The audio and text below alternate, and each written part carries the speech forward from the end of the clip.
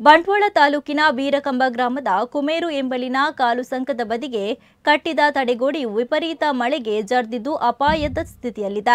ಈ ದಾರಿಯಲ್ಲಿ ವೀರಕಂಬದಿಂದ ಕುಮೇರು, ಕೆಂಪಟ್ಟೆ, ಲಾಡ, ಸಿಂಗೇರಿ, ಕಿನ್ನಿಮೂಲೆ, ಗುಡ್ಡೆತೋಟ ಪ್ರದೇಶದ ನಿವಾಸಿಗಳು ಈ ದಾರಿಯನ್ನೇ ಅವಲಂಬಿಸಿದ್ದಾರೆ.